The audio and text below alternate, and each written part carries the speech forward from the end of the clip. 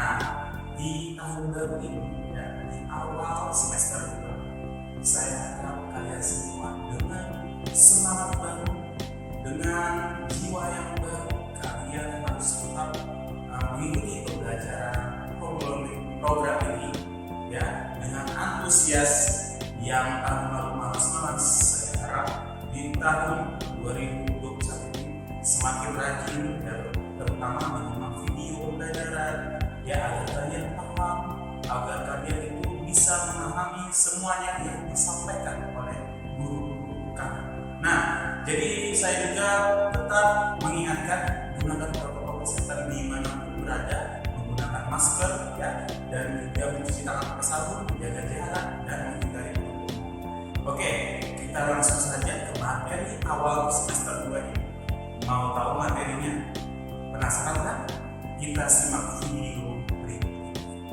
Kali ini kita akan belajar tentang mengungkapkan ide, pendapat, dan argumen melalui diskusi.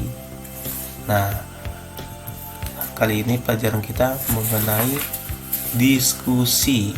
Ayo, siapa yang pernah diskusi sebelumnya? Nah, diskusi berarti dua orang atau lebih menyampaikan pendapat, ya. Dia bertukar pikiran. Nah, ini dia ada beberapa orang diskusi dalam satu meja, ya. Nah, diskusi itu seperti yang saya bilang tadi, bertukar pikiran. Salah satu model diskusi adalah model debat. Nah, tentu kalian tidak asing lagi model debat ini. Biasanya tersaji dalam pemilihan umum, pilpres. Nah, debat ini kegiatan argumentasi yang bertujuan menyampaikan pendapat yang bertentangan dengan pendapat orang lain. Nah, debat ada misalnya paslon 1, ada paslon 2. Nah, jadi dia punya argumentasi yang menyampaikan pendapatnya, dan dia juga mempertanyakan argumen yang lain begitu. Jadi sama-sama kuat gitu ya. Nah, biasa terjadi debat ini di pilkada, pilpres, ya. Apalagi tahun lalu, ya, ada pilkada serentak. Nah, kita lanjut. Ada beberapa kata kunci di dalam pelajaran diskusi ini, ya, mengungkapkan ide, pendapat, dan argumen melalui diskusi. Yang pertama kata kuncinya argumen, yang kedua debat, yang ketiga itu diskusi, keempat gagasan, kelima kontra, keenam pendapat, terakhir adalah pro, ya. Oke, argumen itu bagaimana pendapat seseorang, argumen tapi disertai dengan fakta-fakta di lapangan begitu. Debat seperti yang tadi, ya, berhubungan juga dengan argumentasi, ya, antara satu pihak dengan pihak lain yang sama kuat gitu. Ya, ada sisi positif negatifnya, tapi benar-benar masuk akal juga. Diskusi itu, ya, bagaimana proses bertukar pikiran, proses dialog. Nah, itu diskusi. Gagasan, ide.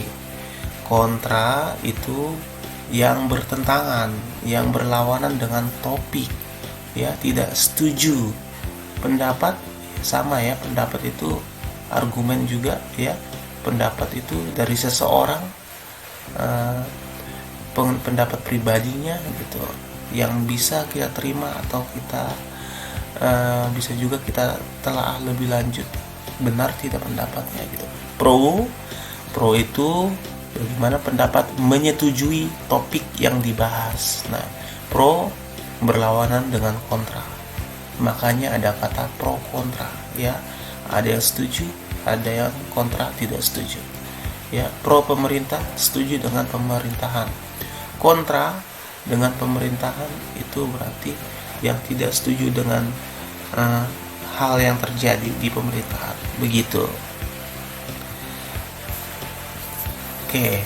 Nah, kita lebih dalam lagi, kita rincikan, kita pelajari, mengenali karakteristik teks diskusi debat. Nah, di sini ada contoh sebuah diskusi yang diperagakan oleh Shizuka, Nobita, dan Giant. Oke, mau tahu bagaimana isi diskusinya? Nah, tapi sebelumnya saya perkenalkan dulu nih Shizuka sebagai moderator. Ya, moderator artinya orang yang memandu jalannya diskusi. Nobita tim pro, Giant tim kontra. Oke, kita lanjut aja ya. Halo, nama saya Shizuka. Pada kesempatan ini kita akan berdebat mengenai pentingkah PR sebenarnya bagi kita. Di sebelah kanan kalian ada Nobita sebagai kelompok pro, sedangkan di sebelah kiri ada Giant sebagai kelompok kontra. Aturan mainnya, saya akan memberikan kesempatan kepada satu kelompok untuk menyampaikan pandangannya, kemudian ditanggapi oleh kelompok kontra, demikian seterusnya. Dalam kegiatan diskusi ini, yang kita perdebatkan adalah topik diskusi. Oleh karena itu, peserta tidak boleh menyerang fisik dengan kata-kata tidak santun. Saya persilahkan Nobita selaku tim pro untuk memaparkan pendapatnya terlebih dahulu, kemudian ditanggapi oleh kelompok kontra. Saya setuju PR diberikan kepada siswa, mengingat manfaatnya banyak, yaitu sebagai wahana mengulang materi pembelajaran yang telah dipelajari di sekolah, membiasakan supaya selalu belajar, dan meningkatkan pemahaman siswa terhadap materi yang belum dikuasai. Saya tidak setuju siswa dibebani PR. Kita pulang sudah jam 3 siang, sampai di rumah rata-rata jam 4 sore. Kami membutuhkan waktu bercanda, bergaul dengan teman, bersosialisasi dengan tetangga, mengaji, dan juga berolahraga. Kami juga butuh informasi dengan nonton TV. Nah, kalau setiap guru memberikan PR, kami akan menjadi kuper alias kurang pergaulan. Kami akan menjadi anak-anak yang tidak peduli lingkungan. Memang, saya sering mendengar keluhan tentang PR yang menyita waktu bermain mereka di rumah. Mereka tidak memikirkan manfaat sesungguhnya dari PR. PR sebenarnya membentuk kebiasaan untuk belajar sepanjang hayat, long life education. Hal ini sangat mungkin terjadi karena materi itu diulang secara terus-menerus, sehingga kegiatan tersebut menjadi suatu kebiasaan atau suatu pengetahuan baru diperdalam terus-menerus, sehingga menjadi mapan dalam ingatan karena terpelihara secara terus-menerus. Ya, kami tetap tidak setuju. PR itu hanyalah siasat guru untuk membuat kami ini sibuk saja. Menurut saya PR itu tidak begitu bermanfaat, karena biasanya saya mengerjakan asal-asalan karena sudah lelah. Pengetahuan itu diperoleh bukan hanya dari banyaknya hal yang dipelajari atau banyak pengulangan, melainkan bagaimana proses atau kualitas mempelajari pengetahuan itu sehingga bermakna, dipahami, dan diterapkan. Nah, justru itu pentingnya PR.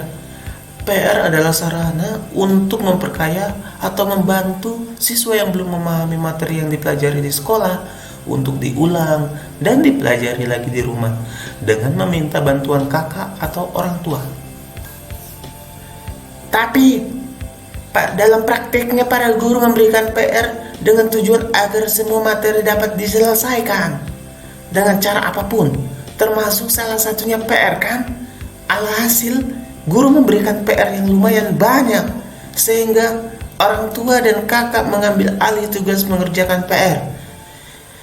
Itulah yang banyak terjadi.